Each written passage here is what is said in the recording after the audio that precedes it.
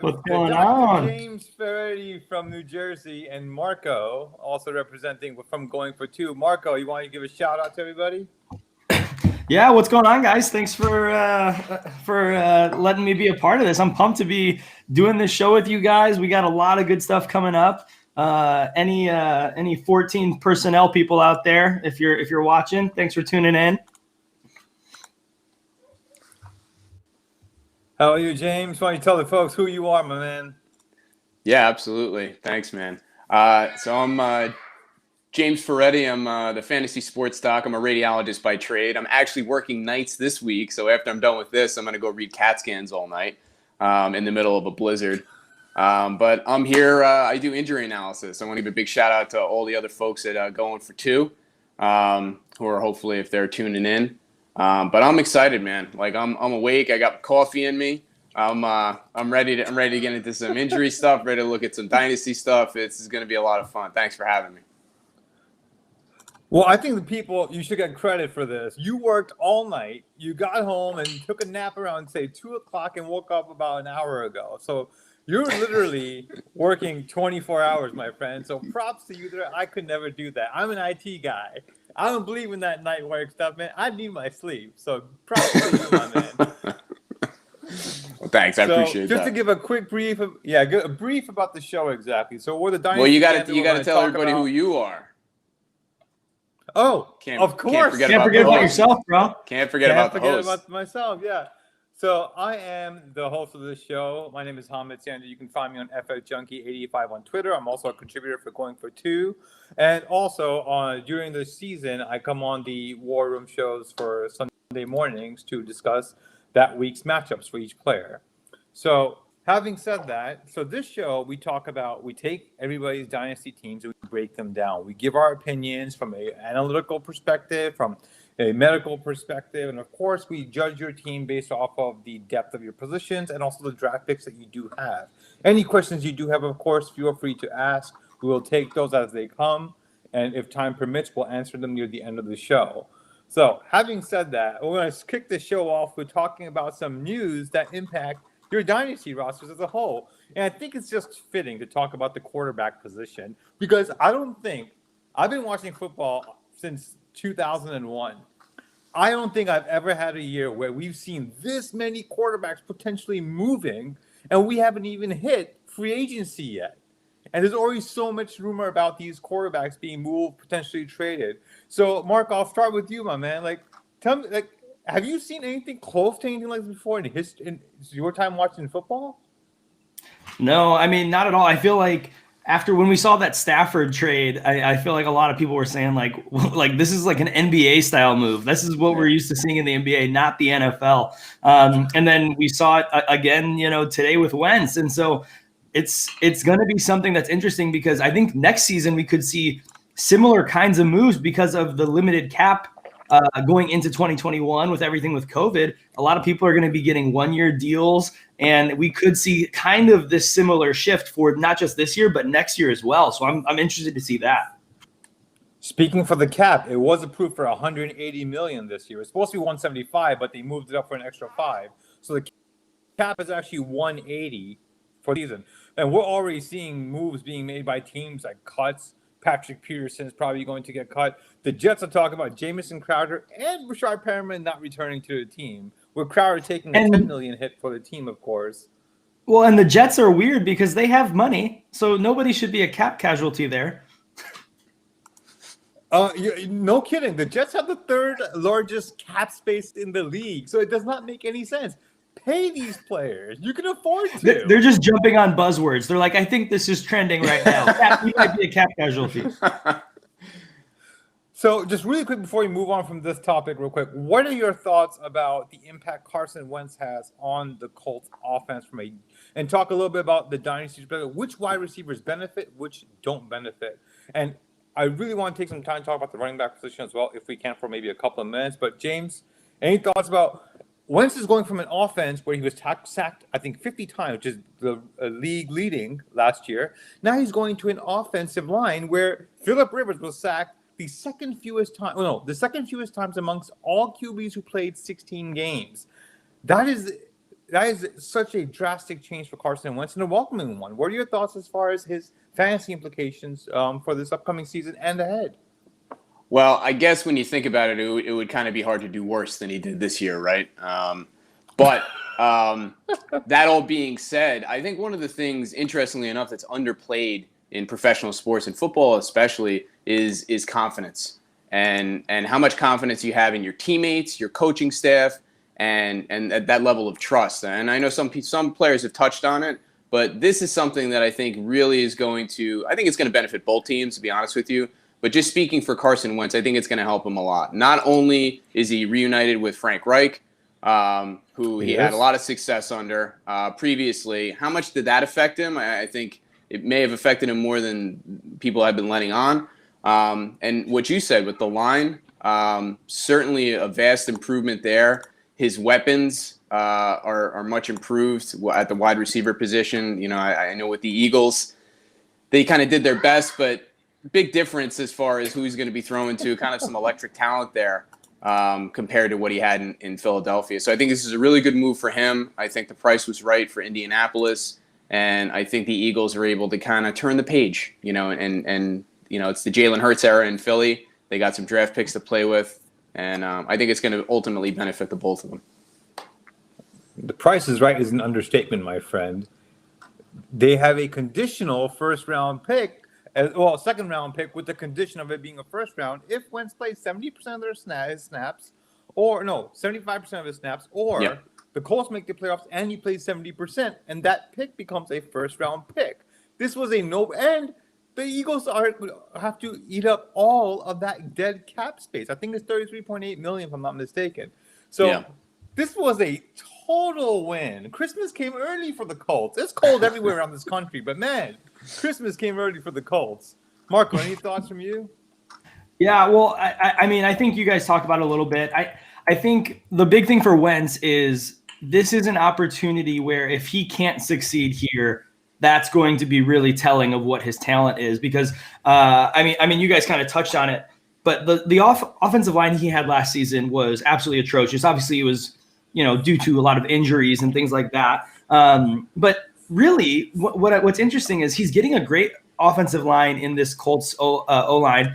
But before this season, he didn't really have a bad offensive line. You know, the Eagles' offensive line was actually pretty solid. So what I'm interested to see is how they're going to utilize him and what that's going to do for him, not just as a fantasy player, but as an NFL player, because I'm not one of the guys who's been really high on Carson Wentz. And so I think for me, when I see this move, I think the price was right. More than likely, it'll be the first round pick unless he gets hurt. So I think that's kind of assumed. But really, if Pittman can develop a little bit, and if they can maybe find another receiver to bring in and kind of take some of the weight away from Pittman carrying that offense in the pass catching game, I think that will be key for them to succeed coming into this season as well. But also, Wentz has never played with a runner like Jonathan Taylor, and I think that could be a difference maker. Yeah. They might even, for lack of a better term, I don't think he will be a game manager, but if they use him well and they use him in the right ways, he could be like a game manager plus, which is really, I think, what he would thrive in, especially a first year in an offense like this. All right, so quickly before we move off here, Phillip Rivers was 20th in fantasy points total last year with the same Colts offense. And for the next 2 or 3 years, do we see Wentz as a QB inside the top 12? I do not. I do. I think he's got I think he's got that potential. And I'm thinking back to a couple of years ago think about the year where he was electric and he tore his ACL where he's like, I think he was diving for the goal line or something like that. He was having an MVP type season. Now, I'm not saying he could get to that level, but think about the guys who are kind of hovering around like the 10, 11, 12 spot this year. I think he certainly got, we were talking about when Drew Brees got hurt and they were debating on whether or not to put Taysom Hill or Jameis Winston in there. If they went with Winston, we were kind of thinking that he could have like every week starter potential. So absolutely. I think Carson Wentz is certainly got that, potential and even the potential for more just based on what he's done in the past. He does have some injury concerns and things like that, but I think confidence in being back with Reich, having a better offensive line, having better weapons, I think he could surprise some people. Marco, quick question. Let's move on from this topic then. Wentz, you buy or sell in Dynasty? I'm selling him hard right now. I think because here's the reason. So I don't think he's going to be top 12. I think he's going to land more like 15, 16, which is not invaluable, especially in super flex leagues. Like that's still something to have on your team that has some sort of value. But a lot of the things is people are going to get super pumped about this deal. Yeah, and so if you're going to move on from a player like this right after he lands on a new team that is a team a lot of people believe in, that's the time to sell on a guy like this. Especially like if you're in a one quarterback league, trade quarterbacks, because if you can get a good value for a quarterback, I'm all about it. I'm not really someone who likes to trade for a quarterback in one QB leagues. But if you can trade a quarterback like Wentz away right now, I would capitalize. James, buy or sell in Dynasty? You know what? Honestly, it's a hold for me. Like, I wouldn't go out and get him. A hold, okay. But I wouldn't get rid of him if I had him either. I would take the chance on that upside, but I would have a plan B and maybe a plan C.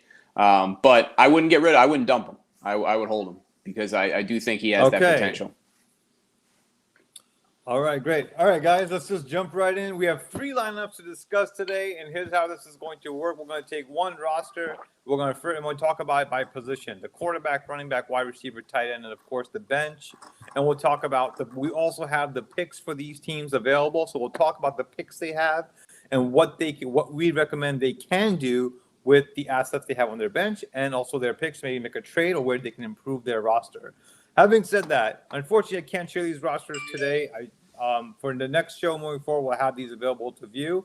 But for the first roster, the quarterback is Sam Darnold and Aaron Rodgers are his 2 QBs. A 1 QB, 12-man league.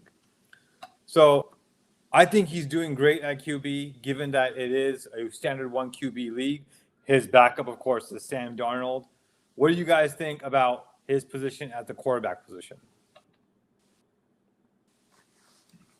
I'll go first here quickly. He's in a good spot. I think right now, though, Aaron Rodgers might be a guy who you can capitalize on some value. I think he's obviously a great fantasy quarterback. But what we saw this season was that a lot of his fantasy points were from a really unreproducible touchdown rate. And whenever, I think he had an insane high percentage of his points were touchdowns. And I don't remember it off the top of my head, but whenever you have that kind of touchdown rate, go ahead and try to capitalize on that because the likelihood that he's going to repeat that is very slim. James?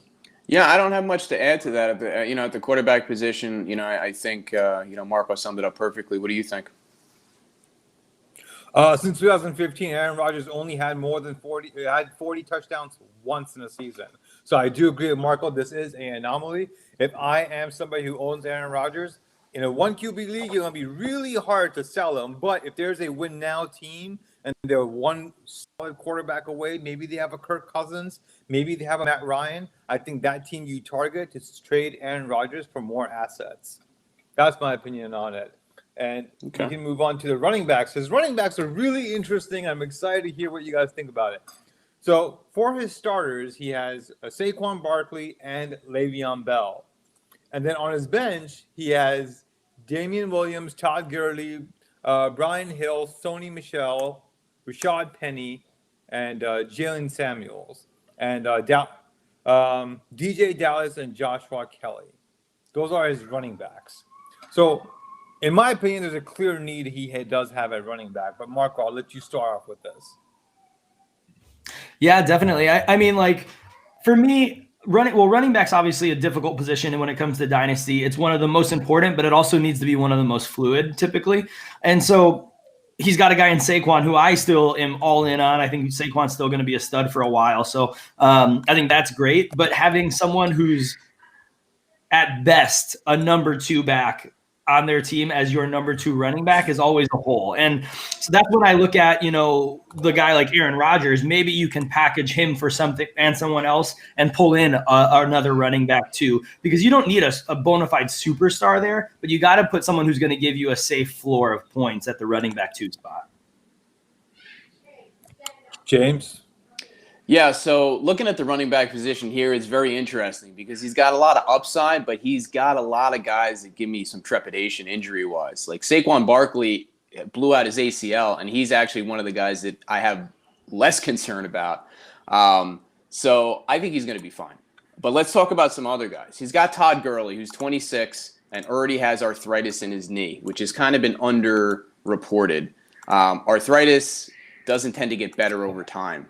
And he has already we've already started to see a downturn in the last couple of years. He didn't play in the Super Bowl because his knee was bothering him. It allegedly was still bothering him when he signed with Atlanta, and he didn't do so hot this year, irrespective of not being able to stop on the goal line and falling into the end zone. When your guy's falling into the end zone and that's a bad thing, then you're just having a bad year all around. But the narrative really hasn't caught up with that.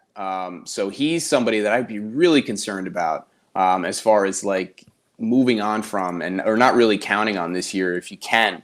On the same line, yeah, go ahead. Yeah. So then, before you continue, I got a question for you. Yeah, because please. I want to lean on your expertise here. Let me throw out this stat regarding ACL injuries. Okay. Between 2014 and 2018, there were 50 players, wide receivers and running backs, who tore their ACL, and only 5 of them outscored their pre-ACL year versus their post-ACL. So only after they came back from the ACL injury, they actually outperformed the year prior. Now, those 5 players, if you want me to tell you, were Keenan Allen, Cooper Kupp, Jeremy Maclin, Will Fuller. So my question to you is this: what expectations should we hold? Now, Saquon Barkley's young. I think he's 25. I could be wrong. I think he's 20. He's 24. Maybe he'll be 25 by next year. Yeah, I think he should be 25 in 2021. Yeah, so what are your thoughts as far as the expectation with him coming into the season? Can we expect the same Saquon Barkley back? Because I believe it was week 2 where he got hurt. Mm-hmm. So can we expect the same production right out of the gate? Or are we expecting a gradual uptick for him to return to form? Well, it's a good question. So, yeah, you're right. He did have the surgery in October, and usually with ACL is about an 8 to 9 month time frame, between 8 and 10 months, but I think 8 and 9 is reasonable, which would put him back in June or July.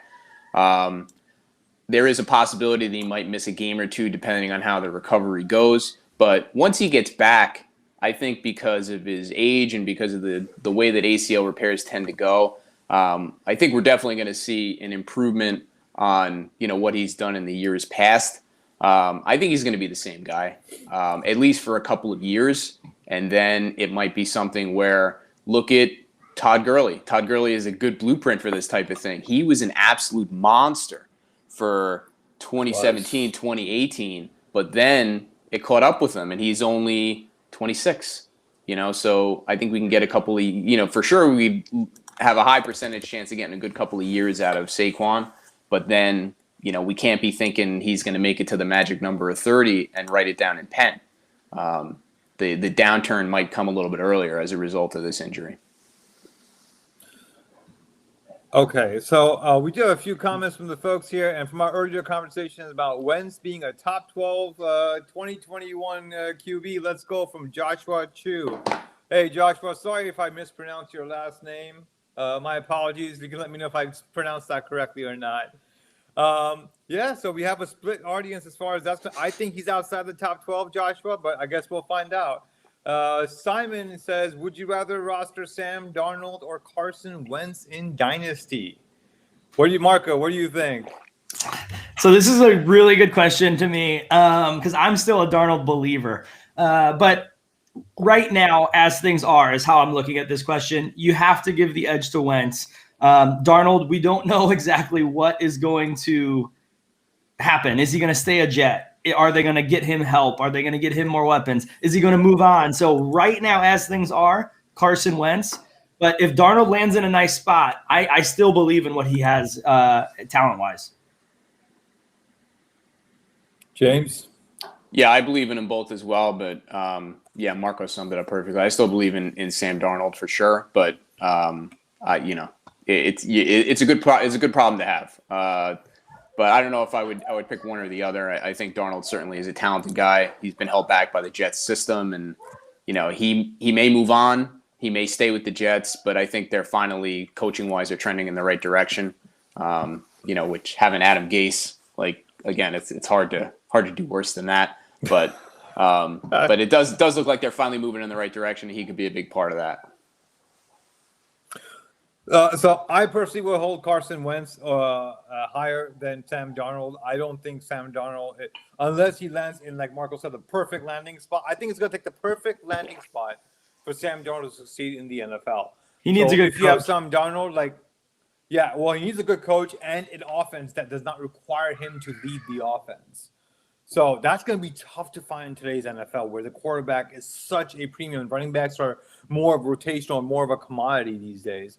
Having said that, the Jets have the biggest cap space. They also have one of the top 5 picks in this draft, and they may go with a quarterback and just trade Sam Darnold. They also have, with the cap space, they're not expecting to shine Perriman or even keep Crowder, who was statistically, and you can argue, their best slot receiver and wide receiver, I would say. So and this ties in right to the team that we're talking about, because he does have Sam Darnold. So unfortunately for him, I would say he should hold Sam Darnold, but overall, I'm ranking Carson Wentz ahead of Sam Darnold. Okay, So, and then, of course, Joshua, thank you. It's like OH. Got it, my man. And he's also saying, better hope Carson leaves and Penny can step up and produce. So that's a fair point, because the Seattle Seahawks are actually on the news, are not expecting to re-sign Chris Carson. And we've seen this offense function without Chris Carson before. We've seen it last year in a few games. We saw it the year prior, where I think it was Carlos Hyde who stepped in near the end of the season and had a pretty nice stretch near the end. So we've seen this offense function even without Chris Carson just fine. I don't think that's the issue here. But what do you guys But given that when Penny and DJ Dallas had the opportunity, it's not like they were as efficient as Carson was, though. So what do you guys think from a value perspective? Because it's funny that this question is brought up by Joshua, because our team we're talking about also happens to have Rashad Penny and DJ Dallas. What do you guys think about those two if Chris Carson is not with the Seattle Seahawks moving forward? Yeah, I'll jump in on this one. You start. I'll jump in. Go ahead, James. Absolutely. Yeah. So I think it's a good sign that they're talking about Carson leaving as far as Rashad Penny. So he kind of came back from his torn ACL in Week 15, and he didn't do much and ended up being inactive for their wild card game. But it was kind of a lost year for him, and he came back to like a 5 or 6 headed monster backfield where they really were just kind of playing Russian roulette with the backs there for a while. So he's still a former first-round pick, and he really could see an increase in production if given the opportunity, especially being another year removed from that ACL injury. So I think he's really an interesting guy this year, and he's young. He's 25. Yeah, I truthfully kind of expect Seattle to go ahead and draft a running back this year, and then utilize Penny, of course, but I don't expect him to fall into like the workhorse role. I don't know if he's built for that anymore. And I say anymore, he hasn't been around for too long, but I'm not sure if he can sustain that. Yeah, and so I mean, if there's someone in your league or for this roster, if someone in their league thinks, hey, Penny could be the guy, that might be another opportunity to capitalize. Just to add on, Chris Carson on a per game week basis, even though he finished outside, I don't think Chris Carson finished as an RB2 last year. But on a per game basis, Chris Carson did average the 14th most fantasy points amongst all running backs. So it's not like Chris Carson wasn't producing. It's just that he couldn't stay on the field. That's the problem. It's with injury. And of course, he's not getting the touches that you would expect from a workhorse back as well.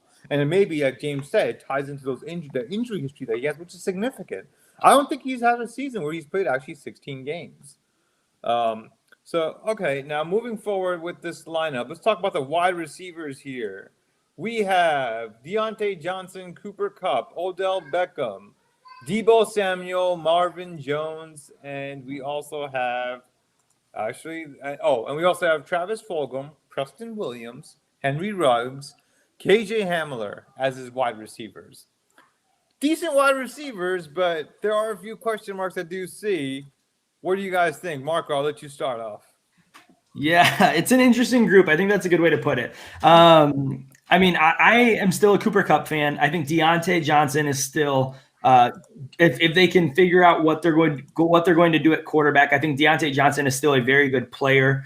When it comes to Debo, I'm really curious what he's going to be able to do next season with the full return of Kittle, with the emergence of Brandon Ayuk, and I think both with Samuel, he's going to have a lot of competition that he's going to have to figure out. How is he going to get targets? Are they going to throw the ball to him enough? And can he stay on the field? And then I skipped over Odell because I don't really know what to say about him. We don't know what he is right now. We don't know where he's going to be, if he's going to stay a Cleveland Brown. So he's just a giant enigma. So he's one of those guys where, like, I've been talking about some opportunities to trade. I don't think you can do that with him. I think you need to hold him because you're selling him at his basement probably right now. And I think he can still be a solid player. He's still young enough. So that's interesting. And then when you look at the bottom of this roster, Henry Ruggs and KJ Hamler are really interesting to me still. Preston Williams is not someone I've ever really bought in on. And then Travis Fulgham, I'm not really in on most Eagle pass catchers right now. And I don't think his flash in the pan is going to happen anytime soon again. Speaking of Odell Beckham, and this is a big outlier, Mayfield looked significantly better without Odell Beckham on the field. And that offense as a whole functioned a lot more better with Odell Beckham off the field. So he's a big cap hit, and the Browns do have $20 million in cap room. If they're able to trade Odell, they could open up some space and potentially, getting more help on the defensive side of the ball, which is where they actually need the most help. I don't think it's the offense. Maybe they need to add, some help on the offensive line, but the offensive line, I think, is pretty good. I think their weakness is at defense. I think they need to focus on that. If they can somehow trade Odell potentially and get some of that cap room, I think they can get some good defensive pieces in this upcoming offseason. Well, let me address Odell a little bit. I was going to say, you probably have a lot of insight for us here. I like this. So I was kind of excited to see the roster here and see Odell on there because I really wanted to talk about him. So let's talk about his injury history a little bit. Back in 2017, he only played 4 games because he broke his ankle. He played 16 games in 2019, and then we found out in the preseason that he had what they were calling a hip injury, and it turned out to be a core muscle injury, which is really painful. So the thing with the core muscle injury is that it doesn't hurt unless you move, bend, stretch, or go from laying down to sitting up. So basically all the time. And he's out there playing football, not just a few games. He played the whole season. So I don't think we've really gotten a chance to see what he could have done. And then this year, he's back from the injury. He only plays 7 games. He tears his ACL, and we're right back to where we started. He still has that potential to get his head screwed on right and really explode like he has in the past. He's not too old to do it. And I don't think we've really seen Odell Beckham in Cleveland. I don't think he's fully been there. We haven't seen him at 100%. If they move on from him, that's a different story. But if he stays, this is one of these guys where the talent and the upside is huge potentially, and the acquisition cost is pretty low. I mean, he's almost box office poison at this point. I mean, like Marco said, it's like they don't know what to do with him. I don't know if anybody's out there rushing to get Odell Beckham based on that history. So he's somebody that, for me, it's all about acquisition cost and upside, especially from an injury perspective. And when the narrative gets really bad injury-wise, that's when I start getting curious. Preston Williams is another guy exactly like that. There are a lot of people that are still high on him, and he could potentially have, that same type of upside. Cortland Sutton is another guy. It's when the narrative gets so bad, there's a tipping point. And if you're on the other side of that tipping point where it's pennies on the dollar to get somebody, and you can take a chance, that's when I really get excited. Yeah, I like that a lot. Keep in mind, though, Odell is also signed with the Browns till 2023. So unless they want to take a little bit of a cap hit and cut him, which I don't see happening, unless they want to trade him, he will be back this season with the Browns. So, right. Marco, Odell Beckham, hold, trade, or try to trade for him? I think I might have mentioned earlier. I'm a hold on him. Like James was saying, his value right now is literally a question mark. Nobody knows what he is right now. And if you sold him, you'd be selling him for third-round picks, fourth-round picks in your rookie drafts. And so that's just not a value I want to sell Odell at. He's 28, which sounds older for an NFL player, but as a wide receiver, you can play into your 30s. And so I think Larry Fitzgerald. Old is gone most likely, but we can still have a solid, potential wide receiver too when he does come back and he's actually healthy. I would say this guy should probably package one of his wide receivers with one of his either bench or one of these, and Le'Veon Bell. I mean, I don't know what Le'Veon Bell's value. I don't think Le'Veon Bell has any value at this point. But I think he should trade one of his receivers with his rookie draft picks, which we'll get to in just a moment, to try to gain some more upside at his running back position. Because at this point, he's essentially just Saquon Barkley. He has no other running back. He's banking on Rashad Penny or DJ Dallas maybe performing or maybe getting that opportunity. And even then, if you get the opportunity, it won't be a 3-down role. It may not even be 50% of the touches in the Seattle Seahawks backfield. So I would recommend to this person to definitely package one of his wide receivers, one of his other players to get a better running back. Yeah, well, and I mean, we'll talk about what they have in draft picks in a little bit, but I think their draft kind of helps them a little bit with some of the depth at running back and wide receiver, but we'll get there in a minute. But I think, maybe there is a package you can do where you could throw, if you wanted to move Odell now, Odell and Aaron Rodgers and some other piece like a Rashard Penny and find a guy you really believe in. Joshua believes that buy if being undervalued. He's all about buying the undervalue. Yeah. I mean, are we undervaluing Odell Beckham, guys? I don't think so, to be honest. I think he's valued just right. I'm a Giants fan, by the way. I'm from New Jersey, just like my man James is. I said this when he was traded to the Browns. The Odell Beckham of the Giants is never going to reappear. I said it then, I'm sticking by it. That top 5 fantasy wide receiver is gone. That's not coming back. So what do we consider undervalued versus overvalued with Odell? I think, in my opinion, I think he's valued just right. Agree, disagree? Well, I think 70-80% of what he was is still pretty darn good. And like Marco said, if he ends up being a wide receiver too, that's got value, and he still has upside for more. I mean, he's an elite guy. He's got elite talent. He just hasn't shown it in a while. Yeah, I think he's being undervalued because, I mean, I don't think you could even get wide receiver 2 value for him right now in most leagues. I mean, I think people who are really, I don't think so. Right. So to me, I think he's being undervalued pretty significantly. So if someone does want to sell him to you for cheap, like I said, you could probably get him for some like really low picks and like a random player. Go get it. It's the upside. I believe Go chase that upside. Yeah. Like Josh said, you know what? Buy if being undervalued. All right, guys. His tight ends are. He does have Zach Ertz. I really am curious to see what you guys think about that. So we got Zach Ertz here. We have Dan Arnold. And we have Ian Thomas. And I don't know this guy's first name, but it's Asiasi. Devin. Is it Asiasi? Devin Asiasi? Devin Asiasi. I think it's Asiasi. Which isn't that so in Spanish? I don't know. Yeah. I think that pretty much sums it up, right? That's a great call. I think that pretty much sums up Devin's career at this point, but hopefully he's got room for more. Oh, come on. He's only had 1 year. Give the guy a break. He's 23. Man. He's got plenty of time.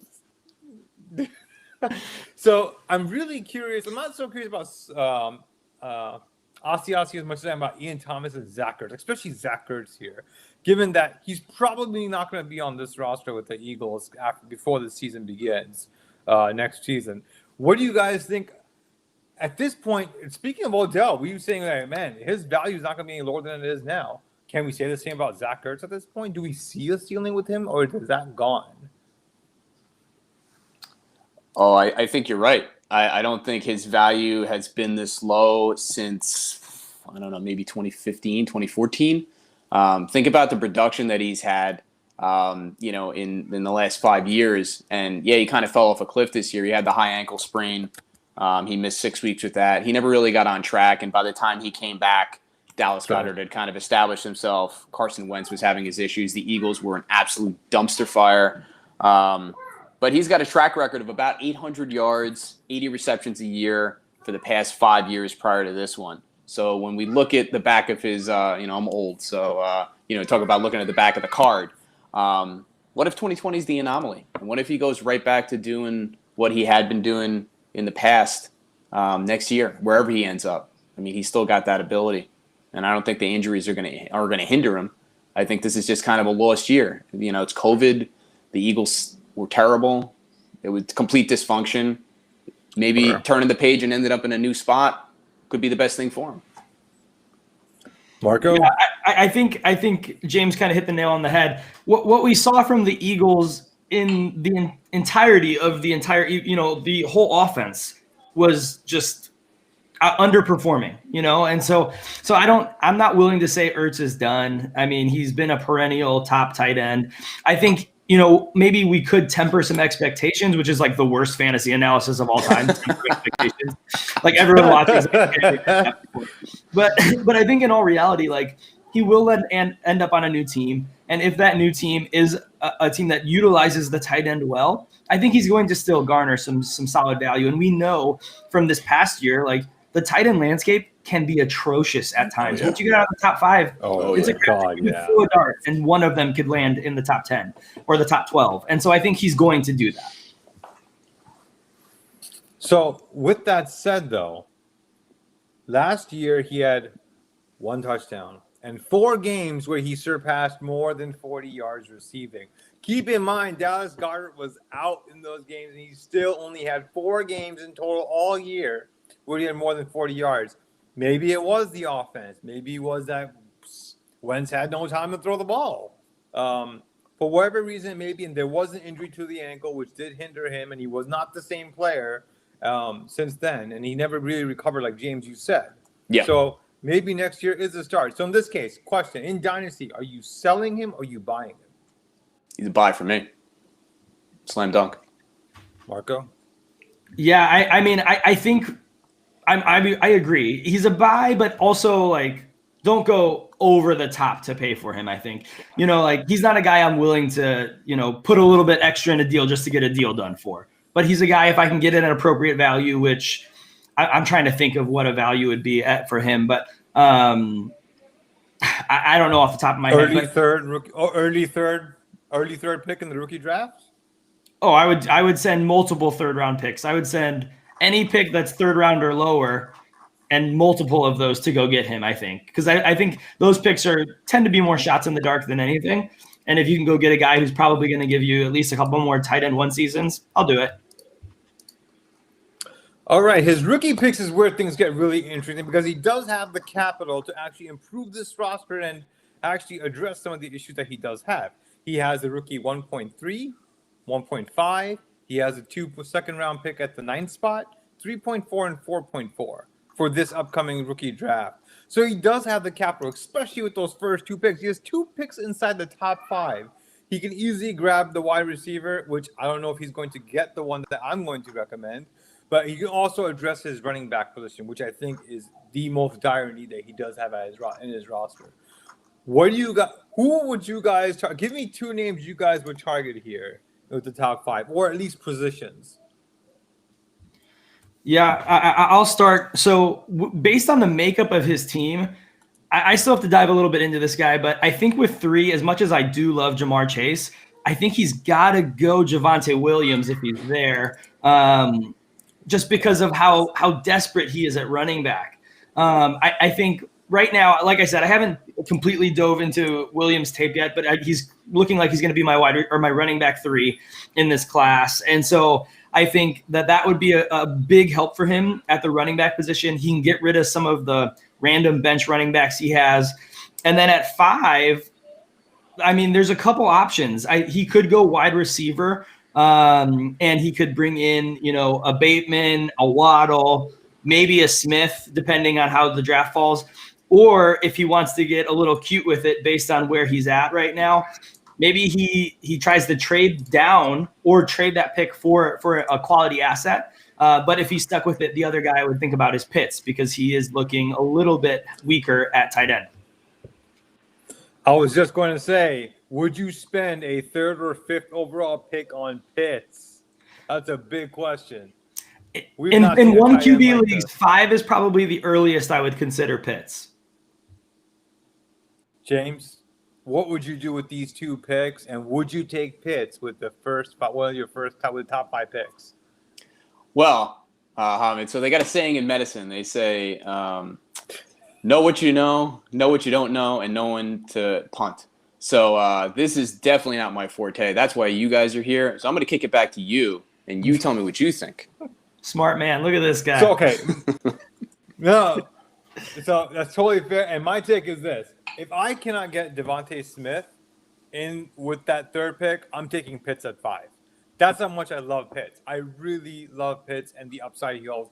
Now, of course, this really depends on the offense he goes to. Because remember, where these players go does matter. There's no such thing that no, it doesn't matter. Your talent will not be able to make up for the team that you have around you. If Pitts goes to the Jets, I'm not taking him. Now, if he went to Jacksonville, I mean, now we're talking business here. But so having said that, Pitts would be the pick I would take at 5, and I would definitely take running back at number 3. The running back, I love Harris. I think he's my RB1 overall in this draft. Yeah, I think he's going to be the consensus 101, though. He probably will. He probably won't be there at 3, and neither do I expect I'm bad with these names. Etienne, thank you. I don't think those 2 are going to be there. So I think his next pick's option, which I agree with you, is Williams. I think Williams will be there at the 1.3. So I would go Williams followed by Pitts with the 5th if I can't get Smith. Smith is priority 1 for me. Real quick before we move on from a wide receiver perspective, a lot of folks are actually higher on Smith's teammate, Chase. Do you have Chase? We can answer this really quickly and move on. Chase, how would you rank these 2, Chase and Smith? Who do you have ahead of who? Chase's LSU, Waddle and Smith are on the same team. But Waddle and Smith, right. But I have Chase much, much higher than Smith. Like it's not even close. Tell me why. I'm very curious. So I mean, a couple reasons, and I don't like to just point to college production because as much as if they produce in college, that's great. You can't always rely on that. It's a different sport. It's not even the same sport. Right, exactly. It's like Danny Werfel, Gino Torretta.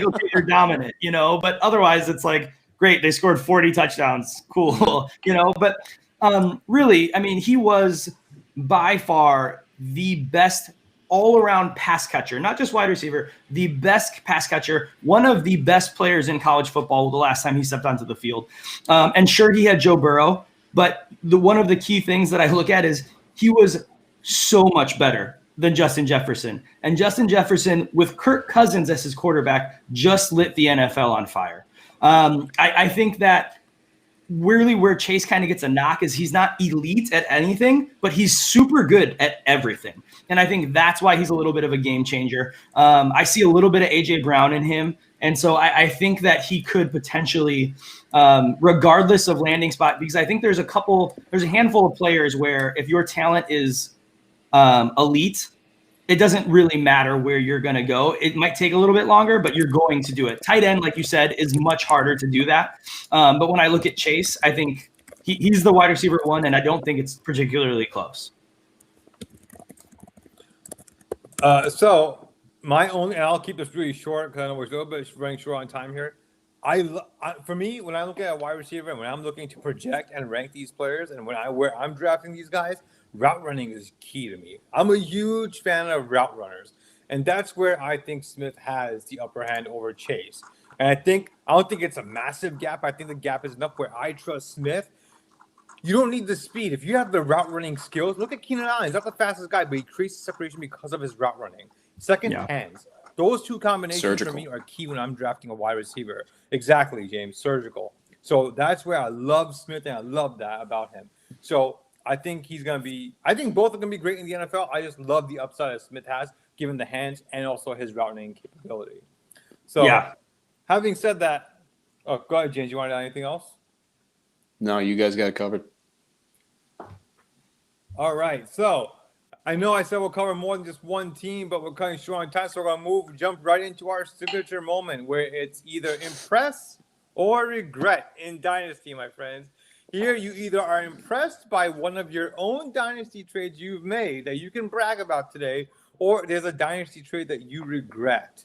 I'll happily flaunt about this all day. 20 years from now, I will talk about this trade I made.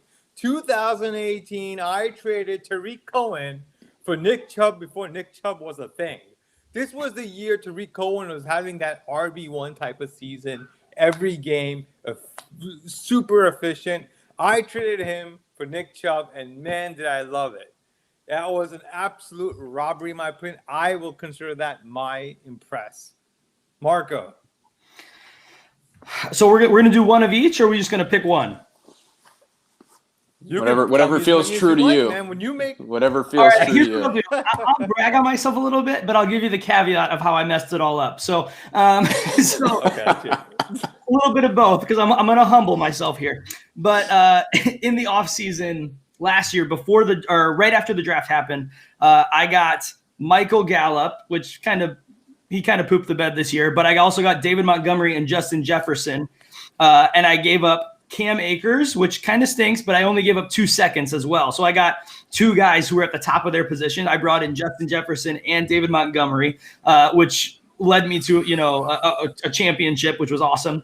But I also made the unfortunate move of trading Justin Jefferson and Josh Allen to get Lamar Jackson and a second-round pick. It was so bad. Were we friends? Did I know you when you did this? No. It was one of my worst moments ever. Oh my God. I think it's important for us. I think it's important for us as fantasy analysts to say, hey, we mess up too. I'm human. And I did it. I messed up so bad. Oh my God, that is rough. You know what? My sympathies. If you need, condolences, I can send you an e-card. I don't know if we do e-cards through email anymore. Send me a box of chocolates. Make me feel better. A box of chocolates, yeah. Maybe a little scented candle to help you feel a little bit of smell, the ambiance. But that's all. That's rough, man. But hey, you learn from them, man, and it goes back to the point in Dynasty. You cannot. We can do all the analytics we want. We study this a lot. We pretty much eat and sleep this fantasy football and Dynasty. It's always key to be patient. I'm not saying you're impatient, Marco. I'm just generally saying. But I am. That's fair. You're going to make mistakes because we're all human. We're going to get. I was wrong about DK Metcalf. I was dead wrong. I said this guy was not going to be nothing in the NFL. I did not think he would be what he is today. So I was dead wrong about him. I even wrote an article about this guy a couple of years ago, and man, was I so wrong.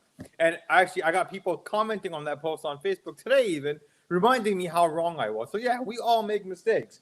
But social media doesn't let you live those things down. No, social media will never let you live that down. But guys, this was a fantastic show. I really enjoyed it. My apologies to the teams the people that did give us teams that we could not get to them. We will start off with those 2 teams in our next show. You can catch us bi-weekly, same time and same day, right here on the Dynasty Gambit. Dynasty Gambit. Wow. Marco, where can they all find you, my friend? Oh, I was muted. My bad. Thanks, man. Yeah, so you guys can find me. You can find me at Going for Two, but I also am the founder and co-founder and co-host of 14 Personnel. You can find us on Twitter, 14P_pod. And then I also am a writer for them and Dynasty Nerds. So you can kind of find me a little bit everywhere, but Going for Two, Dynasty Nerds, and 14 Personnel is where I'm at. Dr. James, you're more than just an analyst, my friend. Why don't you tell us where we can find you and what else do you like to do? Hey, thanks, Hamid. So you can find me on Twitter at TFSDoc. And yeah, I do injury stuff for sure. I'm also at Going for Two. We did the Monday Night War Room with Kyle, B-League, Dan Rosier, and Gladys Louise Tyler, which was a lot of fun. Just for you guys out there, I also have a book out that's on injury analysis. It's called Injuries Suck, but Your Fantasy Team Doesn't Have to.